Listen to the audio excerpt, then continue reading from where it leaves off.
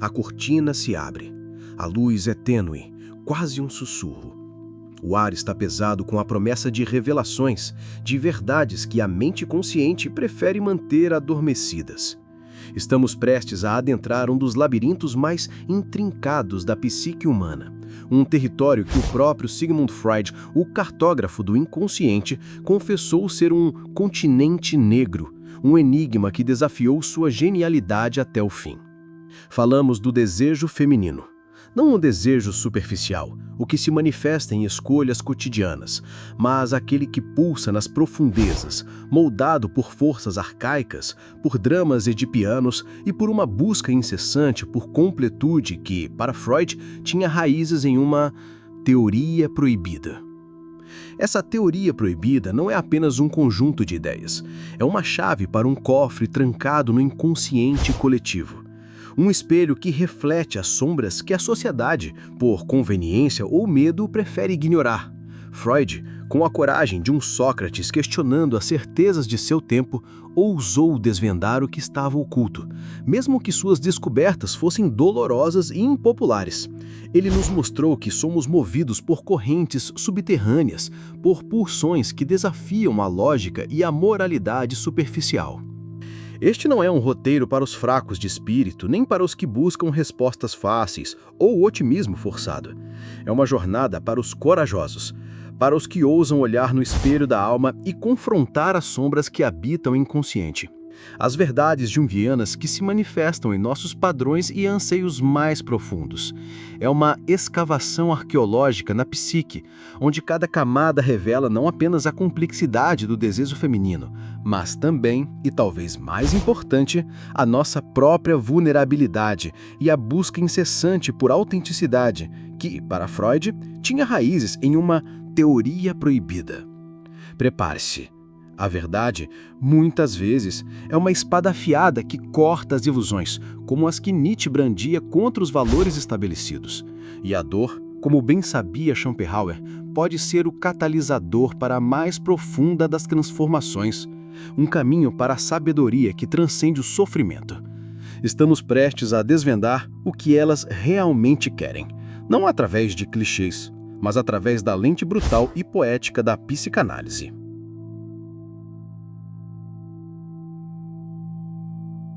O continente negro. A grande questão não respondida. 1. As cenas se abrem em um escritório antigo. A fumaça de um charuto paira no ar, densa como os pensamentos de um homem que dedicou a vida a desvendar os mistérios da mente. Sigmund Freud, o pai da psicanálise, o homem que nos deu as chaves para o inconsciente, o Édipo, o complexo, a pulsão.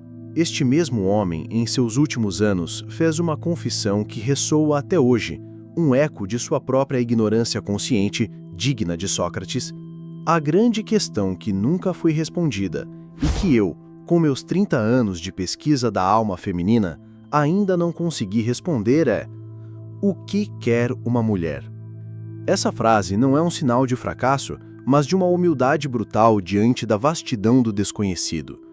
Freud, o desbravador, o conquistador de territórios psíquicos, encontrou seu próprio continente negro no desejo feminino.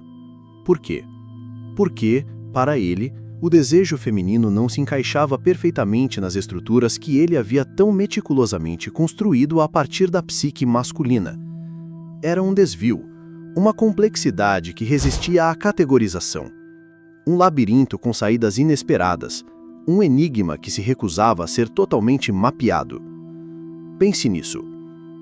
O homem que desvendou os sonhos, que mapeou as pulsões de vida e morte, que nos mostrou que somos movidos por forças invisíveis e muitas vezes contraditórias, admitiu sua limitação. Isso não diminui sua obra, pelo contrário, a eleva.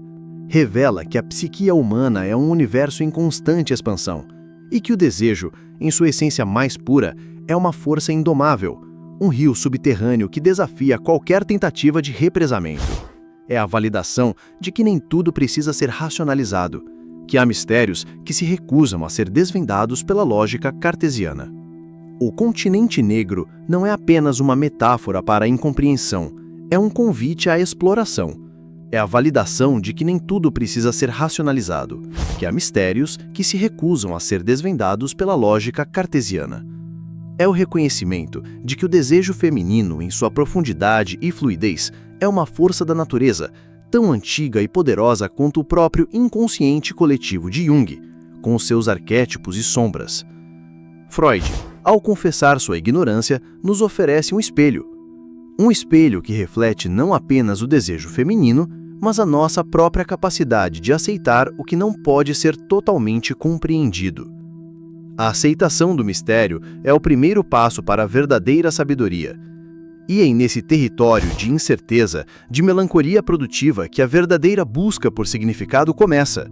Uma busca que nos leva além das respostas fáceis e para dentro da complexidade da alma. A inveja do falo. A teoria mais controversa. Se há uma teoria freudiana que levanta mais sobrancelhas e provoca mais controvérsia, é a da inveja do falo. E imediatamente, a mente moderna salta para o literal, para a imagem simplista de uma mulher desejando um órgão masculino. Mas como em toda obra de Freud, o superficial esconde abismos de significado. A inveja do falo não é sobre um órgão, mas sobre o que ele simboliza: poder, reconhecimento, status, completude, a capacidade de ser e ter no mundo. É uma metáfora, uma chave para entender a dinâmica psíquica de uma era e talvez de uma parte da psique humana que transcende o tempo, ecoando em cada busca por validação e pertencimento. Para Freud, a menina, ao perceber a ausência do falo em si mesma e sua presença no menino, experimenta uma profunda ferida narcísica. Não é apenas uma observação, mas um golpe na autoimagem primordial. Essa percepção de uma falta intrínseca a leva a uma desvalorização de si mesma e, consequentemente, a uma inveja do que o menino possui. Essa inveja não é meramente biológica, é psíquica, social, simbólica. O falo, nesse contexto, representa o poder patriarcal, o acesso ao mundo exterior, a capacidade de ação, de nomear, de conquistar e de realizar que na sociedade vitoriana de Freud era predominantemente masculina. Era o símbolo da autoridade, da lei, da capacidade de penetrar e transformar o mundo, de deixar uma marca visível. A teoria é brutal em sua simplicidade e, por isso, tão difícil de engolir. Ela sugere que a mulher, em sua essência psíquica, parte de uma posição de falta, de uma incompletude original que a impulsiona. Mas e se essa falta não for uma deficiência, mas um ponto de partida para uma busca diferente? E se a inveja não for destrutiva, mas um motor para a aquisição de outros tipos de poder, de outras formas de completude, talvez mais sutis, mais internas? Nietzsche nos falaria da vontade de poder, que se manifesta de inúmeras formas, inclusive na busca por reconhecimento e influência, na transvaloração de valores. Schopenhauer, do sofrimento inerente à vontade cega que nos impulsiona, e como essa inveja pode ser uma manifestação dessa busca incessante por algo que nos complete, por uma transcendência da própria condição. Essa teoria é proibida não apenas por sua aparente misoginia, mas porque ela desafia a narrativa moderna de igualdade e completude intrínseca. Ela nos força a olhar para as raízes inconscientes de certas dinâmicas de poder e desejo que ainda operam em nossas relações, mesmo que as manifestações externas tenham mudado. A mulher, segundo essa visão, busca no homem e, no filho, especialmente o filho homem, que possui o falo literal, uma forma de compensar essa falta original, de se conectar com o poder que o falo simboliza. É uma validação da dor de uma percepção de incompletude que pode levar a uma busca por transcendência, por um lugar de reconhecimento e valor. É uma teoria que nos convida a desconstruir, a não aceitar o literal, mas a mergulhar no simbólico. O que essa inveja realmente significa em termos de busca por reconhecimento, por voz, por espaço, em um mundo que, por muito tempo, foi moldado por uma lógica fálica.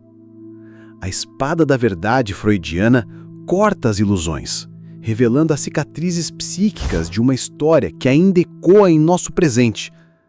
Ela nos força a questionar o que realmente buscamos quando desejamos o que o outro tem. É o objeto em si, ou o poder, a liberdade, a completude que ele representa. É a busca por um reflexo de nós mesmos, que nos pareça inteiro.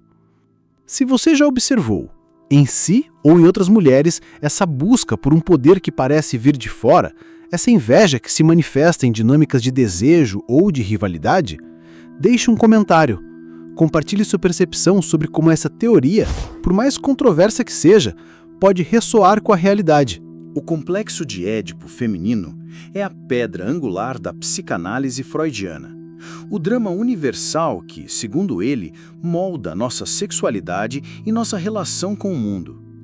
Mas se o Édipo masculino é uma tragédia grega de rivalidade e castração, um confronto direto com a figura paterna pelo amor da mãe, o Édipo feminino é uma saga mais sutil, mais labiríntica e, para Freud, mais obscura. É uma dança complexa de desilusão, virada de objeto e busca por um novo ideal.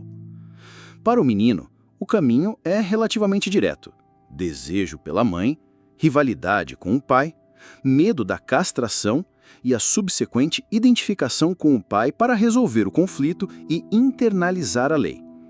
Para a menina, a jornada é mais tortuosa, marcada por uma reviravolta crucial. Ela começa com o amor pela mãe, seu primeiro objeto de desejo e fonte de toda a satisfação. No entanto, ao perceber a falta do falo em si mesma e, na mãe, a já discutida inveja do falo, ela se volta para o pai. Por quê? Porque o pai possui o falo, o símbolo do poder, da satisfação e do reconhecimento no mundo exterior. A mãe, por não possuí-lo, é desvalorizada em sua mente infantil, percebida como castrada e, portanto, incapaz de oferecer a plenitude que ela agora busca. Essa virada é crucial. A menina abandona a mãe como objeto de amor primário e busca no pai a satisfação que a mãe, em sua falta, não pode dar.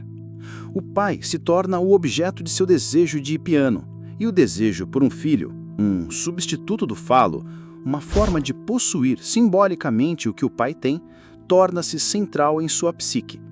A rivalidade com a mãe, então, não é apenas pelo amor do pai, mas pela posse do falo simbólico que representa, e pela capacidade de gerar o que a mãe não tem. Essa rivalidade pode se manifestar em dinâmicas complexas de competição e busca por atenção paterna que se estendem pela vida adulta.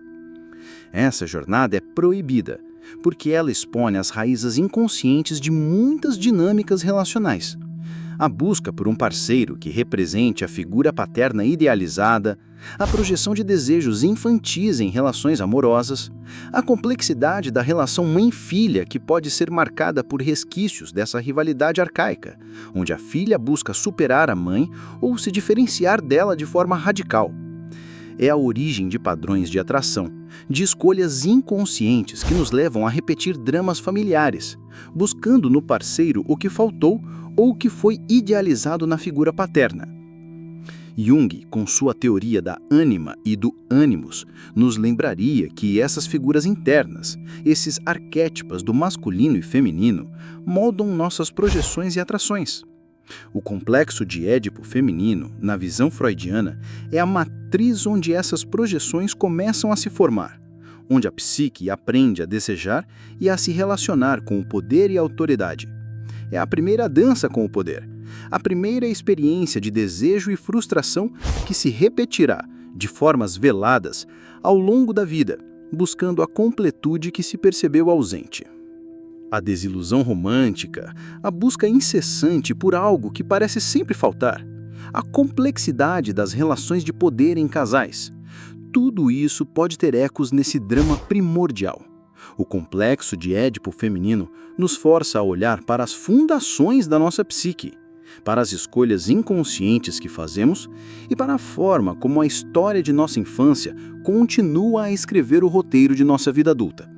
É um espelho que reflete a busca por validação, por completude, por um lugar no mundo, que para Freud era intrinsecamente ligado a essa jornada edipiana, uma busca por um amor que, em sua origem, foi proibido.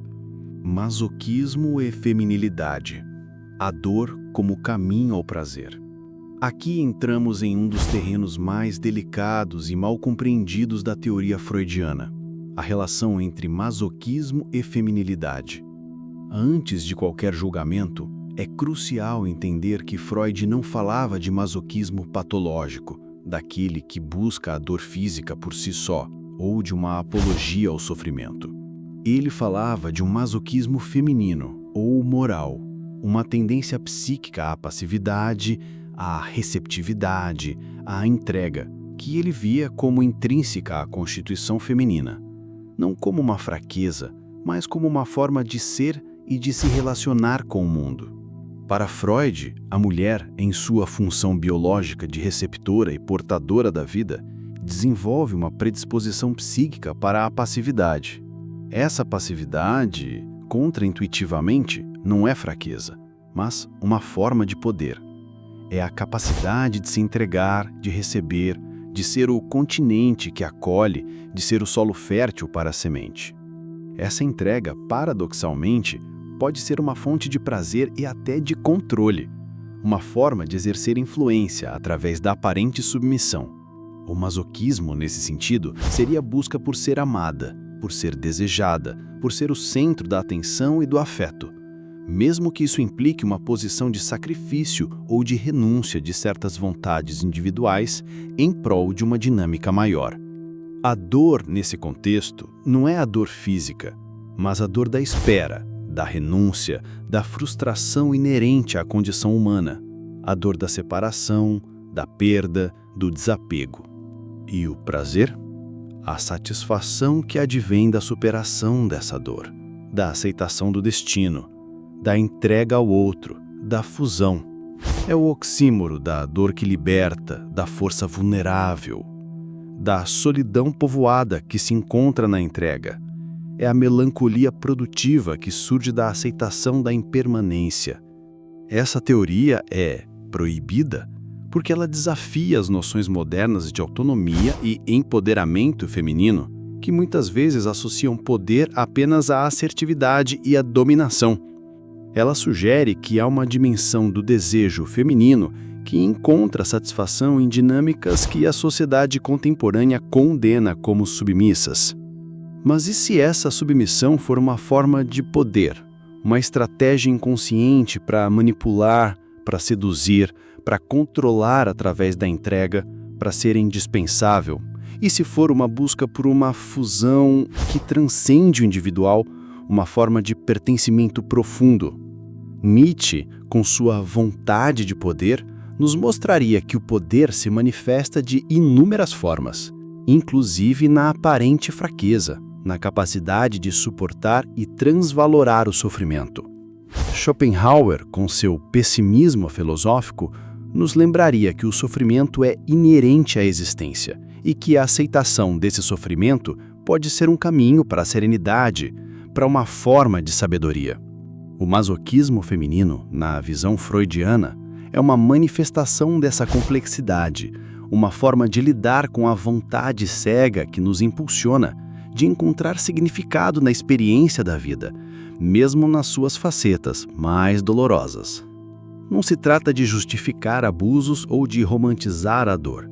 Trata-se de reconhecer que a psique humana é um campo de batalha de forças contraditórias e que o desejo feminino, em sua profundidade, pode encontrar satisfação em dinâmicas que desafiam nossa compreensão racional.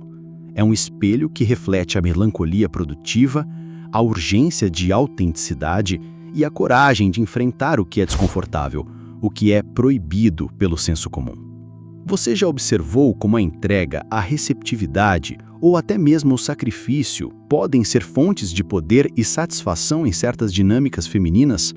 Mesmo que isso pareça contraintuitivo, como essa dor que liberta se manifesta na sua percepção do desejo? Deixe sua reflexão nos comentários. O desejo inconsciente revelado. O que elas realmente querem. Chegamos ao núcleo mais profundo desta jornada arqueológica pela psique feminina. Freud, em seus momentos mais ousados, ousou mapear territórios que a sociedade prefere manter nas sombras. O que realmente move o desejo feminino nas profundezas do inconsciente? Imagine por um momento uma mulher que conscientemente busca relacionamentos saudáveis, que fala sobre comunicação e respeito, mas que inconscientemente se sente atraída por homens que a desafiam, que não se curvam aos seus caprichos, que mantêm um mistério que ela não consegue decifrar completamente. Freud observou algo perturbador. Existe uma diferença abissal entre o que as mulheres dizem desejar e o que realmente as excita no nível mais primitivo. Não por malícia, mas porque o inconsciente opera por lógicas que a mente racional rejeita. O desejo feminino, em sua essência mais pura, busca ser conquistado, não cortejado. Pense na diferença sutil, mas devastadora. Cortejo é previsível. Conquista é incerta. O cortejo alimenta o ego. A conquista desperta algo muito mais profundo. A rendição do controle que ela tanto luta para manter em outras áreas da vida. Você já notou como uma mulher pode perder completamente o interesse por um homem no momento em que ele se torna fácil demais? Quando ele revela todas as cartas, quando remove todo o mistério, quando se torna completamente previsível. O Freud chamaria isso de compulsão à repetição. A tendência inconsciente de recriar dinâmicas familiares, mesmo que quando são dolorosas. Se ela cresceu num lar onde o amor precisava ser conquistado, onde a atenção era escassa e valiosa, seu inconsciente buscará recriar essa mesma dinâmica na vida adulta. O que ela realmente deseja é sentir que conquistou algo valioso, não que recebeu algo gratuito. E aqui reside a tragédia moderna. Vivemos em uma época que confunde disponibilidade emocional com fraqueza, que interpreta mistério como manipulação, que vê a dança da sedução como algo primitivo a ser superado. Mas o inconsciente não evoluiu. Ele ainda opera pelas mesmas lógicas ancestrais que determinavam sobrevivência e reprodução. Para o inconsciente feminino, um homem que se entrega completamente, sem resistência, pode representar, simbolicamente, genes fracos. Não por lógica, mas por instinto. Freud percebeu que o desejo feminino é fundamentalmente narcísico. Não no sentido pejorativo, mas no sentido de que busca ver-se refletida como valiosa através dos olhos de alguém que ela considera valioso. Se esse alguém se torna fácil, o reflexo perde o brilho. É por isso que ela pode amar profundamente um homem, mas perder a paixão por ele. Amor e desejo operam por lógicas diferentes. O amor cresce com a intimidade e segurança. O desejo, paradoxalmente, precisa de um elemento de incerteza, de conquista renovada, de mistério preservado. E antes que me acuse de misoginia, entenda, isso não é uma falha humana, mas a natureza humana em sua complexidade mais crua. Os homens têm suas próprias contradições inconscientes, igualmente perturbadoras. A questão é: você tem coragem de aceitar essa realidade e trabalhar com ela, ou prefere viver na ilusão de que relacionamentos deveriam funcionar como manuais de autoajuda prescrevem? Porque aqui está a verdade que Freud nos ligou. Conhecer essas dinâmicas não é para manipular, mas para compreender. Para parar de levar as coisas pessoalmente quando elas acontecem. Para entender que quando uma mulher perde interesse, muitas vezes não é sobre você. É sobre dinâmicas inconscientes que ela mesma não compreende completamente. O homem sábio não luta contra essas forças. Ele aprende a dançar com elas. E assim, chegamos ao fim desta jornada pelas profundezas da psique feminina através dos olhos de Freud. Não para julgar, não para manipular, mas para compreender a complexidade magnífica e perturbadora da natureza humana. Porque no final todos nós, homens e mulheres, somos prisioneiros de forças inconscientes que mal começamos a compreender. A diferença está em ter a coragem de olhar para essas sombras sem julgamento, com a curiosidade científica de quem busca a verdade, não o conforto. Se você reconheceu alguma dessas dinâmicas em seus relacionamentos passados, se já viveu a confusão de ver palavras e ações não coincidirem, se já se perguntou por que o amor nem sempre sustenta o desejo, reflita sobre como essa perspectiva ressoa com sua própria experiência. A jornada do autoconhecimento nunca termina, ela apenas se aprofunda.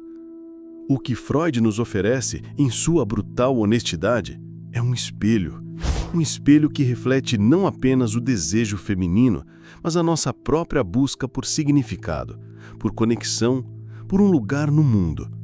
Ele nos lembra que somos seres de desejo, impulsionados por forças que muitas vezes escapam à nossa consciência. A dor da desilusão, a busca por autenticidade, a fome por profundidade, tudo isso encontra eco nas teorias que exploramos. Não somos coaches que prometem felicidade sem sofrimento. Somos arqueólogos da alma, desenterrando verdades que, embora desconfortáveis, são essenciais para a verdadeira transformação. Que esta exploração sirva como um convite para continuar questionando, para continuar buscando, para continuar olhando para dentro, pois é na escuridão do inconsciente que as maiores revelações aguardam. E é através da coragem de enfrentar o que é proibido que encontramos a verdadeira liberdade. A jornada continua, a alquimia da alma nunca cessa. E o desejo, em sua essência mais profunda, é a força que nos impulsiona a buscar, a amar, a viver. Se esta análise ressoou com você, se ela acendeu uma luz em algum canto escuro da sua psique, junte-se à nossa comunidade de buscadores. Inscreva-se no canal Refúgio da Alma para mais mergulhos profundos na psique humana e na filosofia que transforma dor em sabedoria. Sua jornada de autoconhecimento merece um porto seguro.